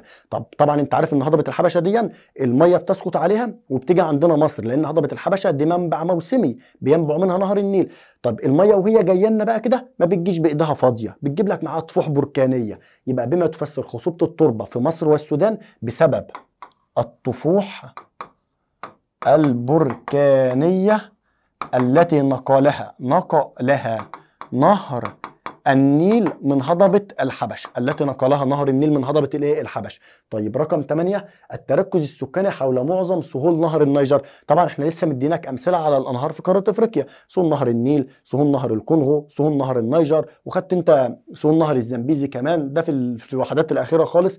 طيب المهم يعني ليه السكان بتتركز حوالين نهر النيجر؟ طب ولا تزعل نفسك يا سيدي، شيل نهر النيجر حط مكانه نهر النيل. ليه السكان بتتركز حوالين نهر النيل؟ بسبب خصوبة التربة ووفرة المياه العذبة. أي نهر في العالم السكان بتقعد جنب النهر دون لخصوبة التربة ووفرة المياه الايه؟ العذبة. يبقى التركز السكاني حول معظم سهول نهر النيجر، أو اتفقنا معاك أي نهر في الدنيا تبقى الإجابة برضو واحدة: بسبب خصوبة التربة ووفرة المياه العذبة ووفرة المياه الايه؟ العذب. طيب بعد كده السؤال الرابع: اجب عن الاسئله الاتيه. ما النتائج المترتبه على خصوبه التربه في هضبه الحبشه؟ طبعا التربه احنا لسه متكلمين، التربه في هضبه الحبشه تربه خصبه. ما النتائج المترتبه على كده؟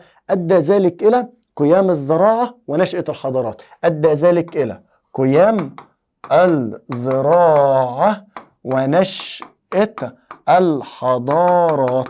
يبقى ما النتائج المترتبة على خصوبة التربة في هضبة الحبشة؟ قيام الزراعة ونشأة الحضارات. طب ما النتائج المترتبة على الثورانات البركانية؟ أدى ذلك إلى خصوبة التربة وتكوين الجبال البركانية. طبعا تكوين الجبال البركانية لسه حليناها معاك كذا مرة في اللي فوق دلوقتي، زي جبل كينيا، كليمنجارو، ودراكنز بيرج. طيب ما العلاقة بين هضبة البحيرات الاستوائية ونهر النيل؟ عشان اتفقت معاك اتفاق ان ما العلاقة ده بيدينا طرفين اتنين.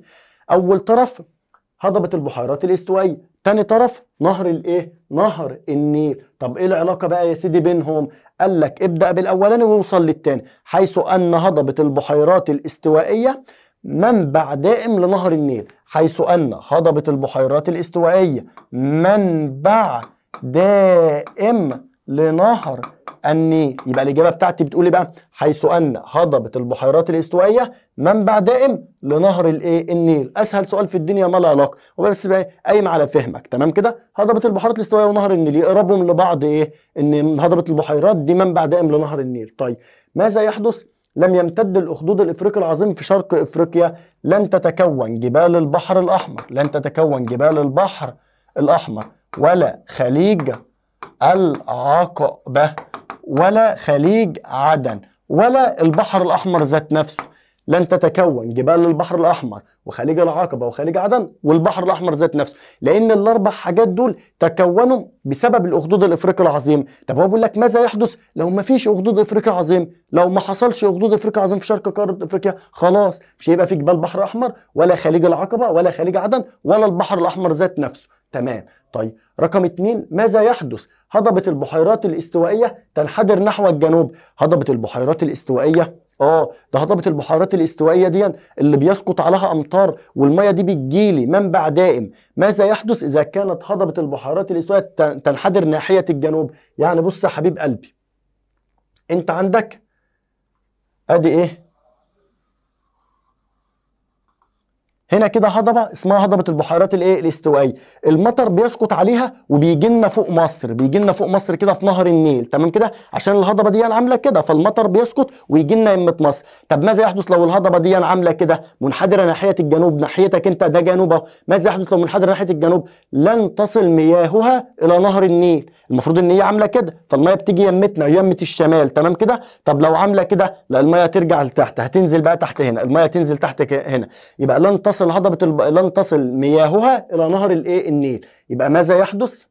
ماذا يحدث؟ كانت هضبة البحيرات الاستوائية تنحدر ناحية الجنوب، لن تصل مياهها الى نهر النيل. الميه بتاعتها مش توصل لنهر الايه؟ النيل. ومش هيبقى فيه منبع دائم، كان هيبقى منبع موسمي بس اللي هو هضبة الحبش، لان انت هضبة البحيرات بتنحدر ناحية الجنوب. طب في اي الدول تقع الظاهرات الاتية؟ انا جايب لك شوية ظاهرات وعايزك تقول لي كل واحدة من دي بتقع في دولة ايه. نبدأ بجبل العوينات، هنلاقي ان هو موجود في دولة مصر.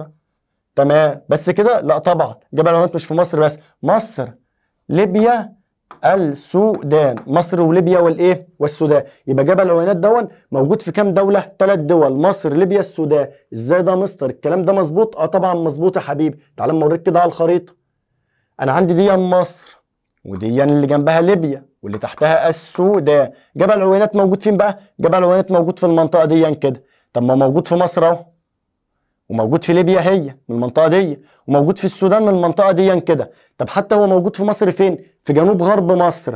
طب موجود في ليبيا فين؟ في جنوب شرق ليبيا. طب موجود في السودان فين؟ في شمال غرب السودان. اذا انا كنت جايب لك ظاهره تضاريسيه. جبل العوينات موجود فين؟ في 3 دول، مصر، ليبيا، السودان. طب بحيره فيكتوريا في 3 دول برضه. ايه هي ال3 دول؟ كينيا، اوغندا، تنزانيا. يبقى بحيره فيكتوريا دي موجوده في 3، كينيا، اوغندا، تنزانيا. طب واحة الجوف دي موجودة في ليبيا. خلي بالك واحة الجوف دي لها اسم تاني اسمها واحة الكفرة، يبقى الجوف او الكفرة. تمام.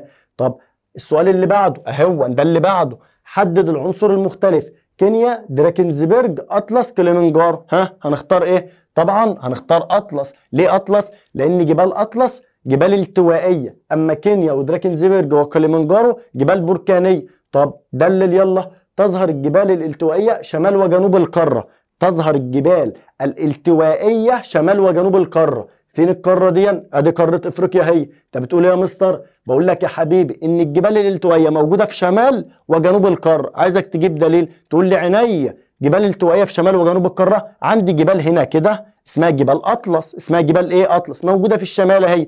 وعندي جبال في المنطقه دي كده اسمها جبال الكاب زي اللي انت بتلبسه ده كده، اسمها جبال الكاب موجوده في جنوب القاره. يبقى احنا كده جبنا دليل ان الجبال الالتوائيه بتظهر في شمال وجنوب القاره. شمال القاره جبال اطلس، جنوب القاره جبال الايه؟ جبال الكاب. طيب اللي بعده معنا الدرس الثالث، والاخير في الوحده الاولى. اول حاجه شكلت دول حوض النيل عام 1983 تجمعا عرف باسم الاندوجو. الاندوجو تمام، والاندوجو دي تعني الاخاء باللغه السواحليه. طيب رقم 2 يطلق على الارض التي يجري فيها النهر وروافده حوض النهر. حوض النهر، الارض اللي بيجري فيها النهر وروافده دي بنقول عليها حوض النهر، والذي يشغل نحو 10% من افريقيا، 10% من مساحه قاره ايه؟ افريقيا. طيب اشار جمال حمدان ان نهر النيل نقط وهذا سبب استدامته. اشار جمال حمدان ان نهر النيل ثنائي المنبع، ثنائي المنبع وهذا سبب استدامته. ثنائي المنبع يعني ليه منبعين اتنين، منبع الحبشه ومنبع هضبه البحيرات الاستوائيه. تاني أكبر البحيرات الطبيعية في العالم بحيرة فيكتوريا. دي تاني أكبر البحيرات الطبيعية في العالم، بحيرة إيه؟ بحيرة فيكتوريا. طيب أمال أول بحيرة إيه؟ قال لك أول وأكبر بحيرة طبيعية في العالم بحيرة سوبريور، دي موجودة في أمريكا الشمالية بين كندا والولايات، مالكش دعوة بها، مالناش دعوة. احنا عايزين تاني اكبر بحيرات طبيعيه في العالم، هي بحيره ايه؟ فيكتوريا، اللي موجوده عندنا في قاره افريقيا، اللي موجوده في 3 دول، كينيا، اوغندا، تنزانيا. رقم 5 يصب نهر كاجيرا اهم روافد هضبه البحيرات الاستوائيه في بحيره فيكتوريا من جهه الغرب. نهر كاجيرا بيصب في دي بحيره فيكتوريا هي، نهر كاجيرا بيصب فيها من اليمادي دي كده، يبقى نهر كاجيرا بيصب في بحيره فيكتوريا من جهه الايه؟ الغرب. تمام. تضم المنابع الاستوائيه مجموعه من الروافد، اهمها المنابع الاستوائيه مجموعه من الروافد. تمام. المفروض دي مش المنابع الاستوائيه، المفروض دي المنابع الحبشيه. تمام، يبقى عدلنا السؤال. تضم المنابع الحبشيه مجموعه من الروافد اهمها، انا سايب لك 3 نقط يبقى الاجابه كده تبقى مظبوطه. تضم المنابع الحبشيه مجموعه من الروافد اهمها على الترتيب كده: نهر الصوباط، النيل الازرق، نهر عطبره. تمام، حلو. طيب قامت منظمة نقط بوضع اتفاقية قانون استخدام المجاري المائية في الأغراض غير الملاحية. طبعا المنظمة اللي عملت دي اسمها منظمة الأمم المتحدة، منظمة الأمم المتحدة. رقم 8 من أمثلة الاتفاقيات الإقليمية لتنظيم وإدارة مياه النيل. ايه الاتفاقيات الإقليمية؟ الأول في اتفاقيات إقليمية وفي اتفاقيات دولية. الاتفاقيات الدولية اللي بتحطها الأمم المتحدة، خلي بالك. تمام. الاتفاقيات الإقليمية زي اتفاقية 1929 وزي اتفاقية 2015. تمام الكلام ده. طيب رقم 9 ضمت اتفاقية 2015، اتفاقية 2015 لسه قايل لك عليه، ضمت اتفاقية 2015 3 دول، وهي ايه هي ال3 دول دول؟ قال لك ال3 دول دول مصر، اثيوبيا، السودان. يبقى اتفاقية 2015 دي كانت بين 3 دول، مصر واثيوبيا والسودان. رقم 10 قامت مصر بإنشاء خزان نقط ونقط في السودان. قال لك أول خزان اسمه خزان صنار، حلو، اركن ده على جنب. وعملت خزان بقى اسمه خزان جبل الأولياء في السودان برضه، بس الشاهد من الكلام إن خزان جبل الأولياء ده هو لتوليد الطاقة الكهربائية. يعني مش صنار وجبل الأولياء بيولدوا طاقة، لا لا غلط طبعا. هي مصر عملت في السودان خزانين 2، خزان صنار وخزان جبل الأولياء، بس مين فيهم بيولد طاقة كهربائية؟ خزان جبل الأولياء. تمام. رقم 11 قامت مصر بحفر الآبار في دولة نقط، حفرت آبار في دولة كينيا. مصر حفرت آبار في دولة ايه؟ كينيا. وإنشاء سد أوين بدولة ايه؟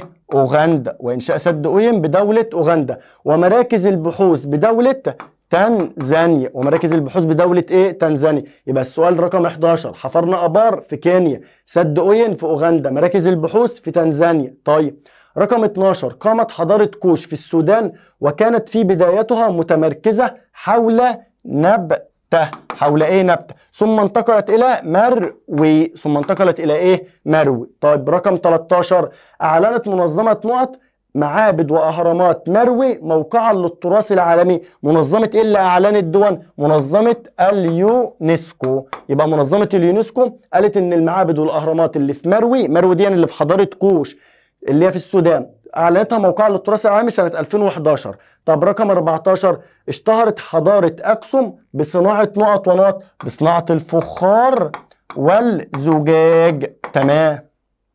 اللي بعده لم ترتبط حضارة قرطاج بنهر النيل، وإنما قامت على النشاط التجارة. ما انا قلت لك في الاول خالص ان حضاره قرطاج دي ما ارتبطتش بنهر النيل، اللي ارتبط بنهر النيل الحضاره المصريه، حضاره كوش، حضاره اكسوم، دول قاموا على نهر النيل. اما قرطاج دي قامت على التجاره.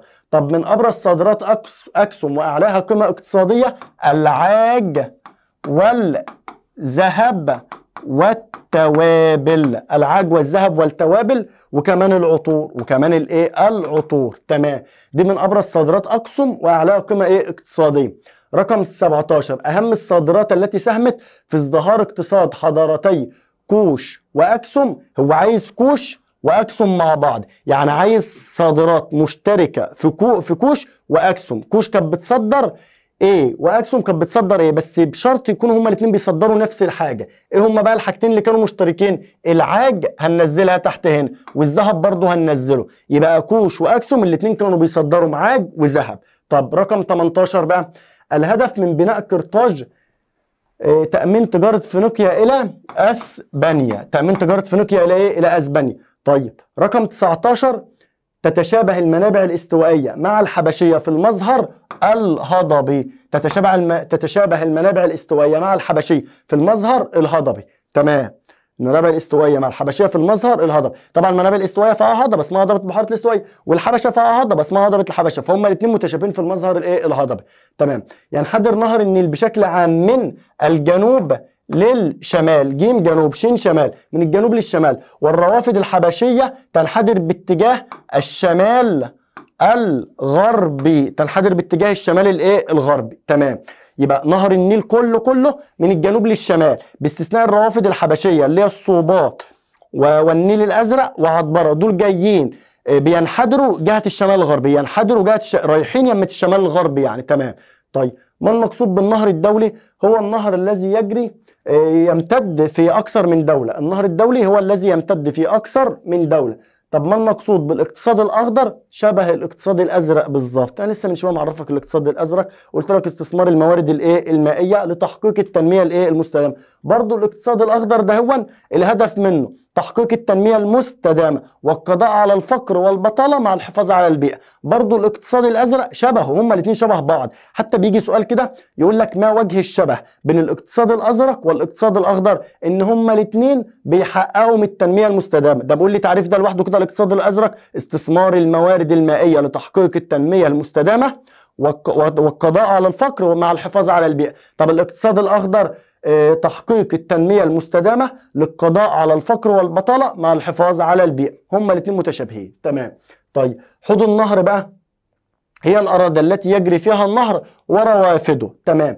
الاندوجو قال لك دول تجمع يجمع دول حوض نهر الايه النيل، وبيضم 11 دوله، وبيضم 11 ايه دوله. تمام. طيب بعد كده معنا بما تفسر، يعد نهر النيل نهرا دوليا لانه يمتد في اكثر من دوله، لانه يمتد في اكثر من ايه من دوله. طب قله مياه المنابع الاستوائيه لنهر النيل طوال العام. ليه المنابع الاستوائيه بتدينا شويه ميه صغيرين؟ تمام، على الرغم ان هي منبع دائم، المفروض المنابع الاستوائيه منبع دائم تديني ميه كتير. قال لك لا، هي بتديك شويه ميه صغيرين. قال لك بسبب المستنقعات والتبخر، بسبب كثره المستنقعات وكثره التبخر. ان الشمس عند دايره الاستواء، عند هضبه المنابع البحيرات الاستوائيه، الشمس هناك حاميه جدا فعماله تبخر ميه، فبنفقد ميه بالتبخر. رقم 3 استدامه جريان نهر النيل. اللهم صل على سيدنا النبي. ليه نهر النيل في استدامه وعمال يجري في ثواني كده؟ استدامه جريان نهر النيل اللهم صل على سيدنا النبي، لانه زي ما جمال حمدان قال ثنائي المنبع. زي ما مين اللي قال كده؟ جمال حمدان قال ان نهر النيل ثنائي المنبع.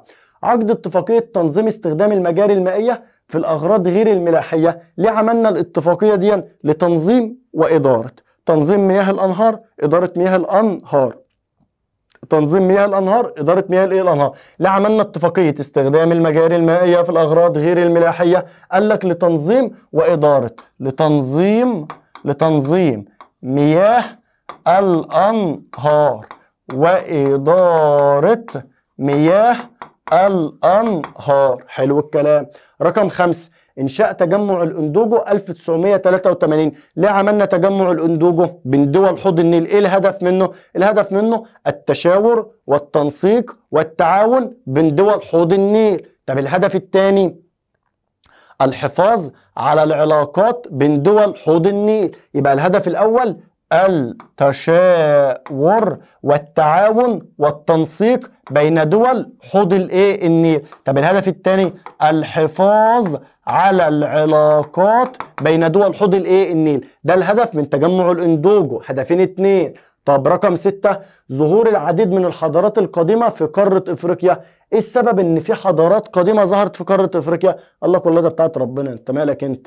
ايوه بتاعت ربنا. عن الاجابة ايه يا مستر؟ بسبب لأن الله سبحانه وتعالى وهب قارة افريقيا موقع متميز وثروات طبيعية من انهار ومحيطات وبحار. تمام كده؟ نقول تاني، هو ليه في حضارات قامت في قارة افريقيا؟ لأن الله سبحانه وتعالى وهب ادى لقارة افريقيا موقع متميز وثروات طبيعية. طبيعية. طيب رقم 7 أهمية النيل الأزرق ونهر عطبرة بالنسبة لنهر النيل. أهمية النيل الأزرق ونهر عطبرة بالنسبة لنهر النيل. قال لك إن النيل الأزرق ونهر عطبرة بالنسبة لنهر النيل، المفروض إن نهر النيل عايز يطلع يجي يمة مصر، بس المية فيه شوية، فالمية مش قادرة تكمل، فيقوم النيل الأزرق ونهر عطبرة يمد نهر النيل بالمياه فيكمل جريانه شمالا حتى يصل إلى مصر. يبقى النيل الأزرق ونهر عطبرة دول مهمين جدا. بص خلي بالك، نهر النيل ماشي اهو، جه هنا كده مثلا ووقف مش قادر يكمل عند بلدنا الجميلة مصر، تمام كده؟ فيقوم مين اللي يجي؟ النيل الأزرق. ومين اللي يجي معاه؟ نهر عطبرة. الاتنين دول جايين من اليمة دي جايبين ميه، فيدونا شويه ميه، فيقوم النهر ده يقوم يكمل في اتجاه الشمال حتى يصل الى الى مصر. تمام كده؟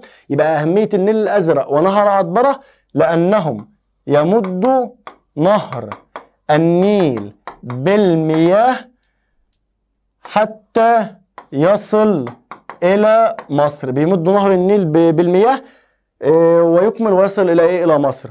قام الفينيقيين بتأسيس مدينة قرطاج. ليه فينيقيا أسست مدينة قرطاج؟ قال لك لتأمين التجارة بين شرق وغرب مدن البحر المتوسط، عشان نأمن التجارة بين شرق وغرب مدن البحر المتوسط. شرق ديا اللي هي فينيقيا، غرب ديا انا لسه حلها معاك فوق في اكمل اللي هي اسبانيا. يعني بالبلدي كده لتأمين التجارة الى اسبانيا. التجارة بتبقى طالعة من فينيقيا رايحة اسبانيا. عايز تقول لي تأمين التجارة بين مدن شرق وغرب البحر المتوسط؟ ماشي. تأمين التجارة بين فينيقيا واسبانيا برضو ماشي. تمام. السؤال الرابع دلل على صحة العبارات الآتية: لمصر دور في تحقيق مائية نهر النيل وفي الحفاظ على مائية نهر النيل. ايه دور مصر؟ والله لسه حله معاك في اكمل. اصلا مصر عملت سد صنار في السودان، عملت سد جبل الاولياء في السودان لتوليد الطاقة الكهربائية، عملت سد اوين في اوغندا، عملت ابار في كينيا، عملت مراكز للبحوث في تنزانيا، طهرت بحيرة فيكتوريا وكيوجا. عد كده انا قلت لك كام حاجة. اول حاجة مصر عملتها عملت سد صنار ده في السودان، وبعد كده عملت سد جبل الاولياء ده برضه في السودان، وبعد كده عملت سد اوين ده في اوغندا، بعد كده عملت اللهم صل على سيدنا النبي حفرت الآبار، حفر الآبار في كينيا قلناه. بعد كده عملت مراكز للبحوث في تنزانيا. بعد كده قامت بتطهير بحيرة فيكتوريا وكيوج. تمام. ده دور مصر في الحفاظ على مائية نهر النيل. تمام. رقم 2 تأثرت حضارة كوش بالحضارة المصرية من الناحية الدينية. أنا بقول لك دلل، خلي بالك ده اللي احنا بنحل فيه. دلل يعني هات دليل. تأثرت حضارة كوش بالحضارة المصرية من الناحية الدينية حيث انتقلت عبادة بعض الآلهة المصرية إلى كوش زي رع وآمون وإيزيس وأوزوريس. تمام. رقم 3 تأثرت حضارة كوش بالحضارة المصرية القديمة من الناحية الفنية والمعمارية. هل حضارة كوش تأثرت بالحضارة المصرية القديمة فنيا ومعماريا؟ طبعا فنيا ومعماريا. ازاي يعني؟ حيث انتقلت المعابد والأهرامات إلى حضارة كوش. أنت عندك معابد وأهرامات هم بنوا زيها بالظبط، يبقى تأثرت حضارة كوش بالحضارة المصرية القديمة حيث قامت ببناء معابد وأهرامات مثل المعابد والأهرامات المصرية. كده هم تأثروا بينا في الناحية الفنية والمعمارية، وكمان تأثروا بينا في الناحية الدينية إن انتقلت بعض عبادة الآلهة إلى كوش زي را وأمون وإيزيس وأوزوريس. تمام. السؤال رقم 4، اهتمت مصر بزيادة مائية ببحيرة فيكتوريا وكيوجا. عندك دليل ان مصر عايزة تزود المية في بحيرة فيكتوريا وكيوجا؟ حيث قامت بتطهير، لسه قايلها لك فوق، بتطهير بحيرة فيكتوريا وكيوجا، بتطهير بحيرة فيكتوريا وايه وكيوجا. تمام. بعد كده، ما النتائج استقرار المصري القديم على ضفاف نهر النيل؟ ما النتائج المترتبة ان نهر النيل استقر جنب نهر النيل كده؟ ادى ذلك الى تعلمه الزراعة وتربية الحيوانات ونشأة القرى ثم المدن، ثم ظهرت الأقاليم المستقلة، ثم تحققت الوحدة بين المصريين. تمام الكلام دون؟ تمام. يبقى ما النتائج المترتبة ان المصري القديم استقر على نهر النيل؟ ادى ذلك الى تعلم الزراعة وتربية الحيوانات، ثم نشأت القرى، والقرى بقت مدن، ثم نشأت الأقاليم، ثم تحققت الوحدة على يد الملك مينا. تمام. رقم 2، الموقع الاستراتيجي لقرطاج بين مدن شرق وغرب البحر المتوسط. ما النتائج المترتبة على الموقع الاستراتيجي لقرطاج؟ نتيجتين 2. أول نتيجة، قويت قرطاج واستقلت مع مرور الوقت وكونت مملكة قرطاج. بيقول لك ما النتائج المترتبة على الموقع الاستراتيجي لقرطاج؟ موقعها استراتيجي، ايه اللي هيترتب على كده؟ قويت قرطاج واستقلت مع مرور الوقت. تمام. استقلت عن فينيقيا لان هي كانت تابعة لفينيقيا، استقلت عنها وكونت مملكة لوحدها اسمها مملكة قرطاج. تمام. رقم 3، الموقع الجغرافي لحضارة أكسوم. طبعا حضارة أكسوم قامت فين؟ في اريتريا واثيوبيا. طب ما النتائج المترتبه على الموقع الجغرافي بتاعها؟ والسؤال ده مهم، خلي بالك، نغير لك حتى اللون اهون. ما النتائج المترتبه على الموقع الجغرافي لحضاره اكسوم؟ ادى ذلك الى جعلها مركز تجاري قوي، جعلها مركز تجاري قوي على طرق التجاره، على طرق التجاره، ومن اهم صادراتها العاج والذهب. هقوله لك تاني عشان مهم. ما النتائج المترتبة على الموقع الجغرافي لحضارة أكسوم؟ أدى ذلك إلى جعلها مركز تجاري قوي على طرق التجارة، ومن أهم صادراتها العاج والذهب. تعال اما ناخد لنا سؤالين كده. ماذا يحدث؟ سقطت الأمطار طوال العام على هضبة الحبشة. طبعا أنت عارف إن هضبة الحبشة دي منبع موسمي لنهر النيل، بتمد نهر النيل بالمياه في موسم واحد بس وهو فصل الصيف، عشان الامطار بتسقط عليها في فصل الصيف بس. طب ماذا يحدث لو الامطار بتسقط عليها طوال العام؟ لو الامطار بتسقط طوال العام، ايه اللي يحصل؟ سوف تزداد مائية نهر النيل، سوف تزداد مائية نهر النيل. طبعا لو الامطار بتسقط على الحبشة طوال العام هيجي لك ميه كتير، اما هي بتسقط عليها في فصل الصيف بس، فانت بتاخد شويه ميه كده على قدك. طب لو بتسقط عليها طوال العام سوف تزداد مائية نهر النيل. تمام. رقم 2، لم تبادر مصر ببناء سدود في دول حوض النيل. بص يا حبيبي، احنا بنبني السدود دي عشان نحافظ على الميه والميه توصل لنا مصر. تمام كده؟ طيب لو ما بنيناش سدود مش هنحافظ على الميه. ده بكتبها مستر، مش هنحافظ على الميه، لا، سوف تفقد افريقيا كميات كبيرة من المياه، وتصل كمية مياه قليلة إلى مصر. يبقى لو مصر ما بتعملش سدود، الاول اسال نفسك سؤال، احنا بنعمل سدود ليه؟ عشان نحافظ على الميه. طب ايه اللي يحصل لو ما عملناش سدود؟ سوف تفقد افريقيا كميات كبيره من المياه، وتصل كميه قليله من المياه الى مصر، اللي يجي لك شويه ميه صغيرين لا ياكلوا ولا يشربوا. فمصر لازم تبني سدود ولازم تهتم بنهر النيل عشان الميه توصل لنا. طب رقم 3، اقتصرت منابع نهر النيل على البحيرات الاستوائيه. اقتصرت ده يا حبايبي زي كلمه فقط، زي كلمه فقط. تمام. بيقول لك ايه اللي يحصل لو المنابع بتاعتنا استوائيه بس؟ كميه الميه التي تصل الى مصر ستكون قليله، لان انت اقتصرت على منابع استوائيه. ليه اصلا بتديك شويه صغيرين؟ بيقول لك يعني المنابع الحبشيه اعتبرها مش معانا كده، يا نهار ابيض ده احنا نموت، لان البحيرات الاستوائيه دي بتديني 16% بس من الميه، اما الحبشيه بتدينا 84%. هو بقى بيقول لك ماذا يحدث لو احنا بنعتمد على المنابع الاستوائية بس اللي هي 16%، سوف تقل نسبة المياه التي تصل إلى مصر. تمام كده؟ وممكن ما فيش حاجة توصل كمان. طيب السؤال السادس، أي الأنهار الآتية ينتمي إلى المنابع الدائمة؟ الصوبات دون موسمية اللي هي تبع الحبش، النيل الأزرق معاه، نهر عطبرة الأخير دون معاه، يبقى نهر كاجيرة هو ده اللي موجود في المنابع الدائمة. طبعا المنابع الدائمة اللي هي المنابع الاستوائية. طب ظهرت حضارة أكسوم في شرق إفريقيا في دولتي إثيوبيا وإريتريا. طيب الحضارة الإفريقية التي سيطرت على جزر البحر المتوسط، لازم تلاقي حضارة كانت موجودة على ساحل البحر المتوسط، يبقى حضارة إيه؟ قرطاج.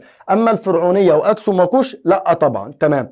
أقام الكوشيون علاقات تجارية في جهة الشرق مع الكوشيون دول في السودان، عملوا حضارات جهة الشرق مع، يبقى مع حضارة ايه؟ أكسوم. تمام، عشان هي اللي في الشرق. تمام.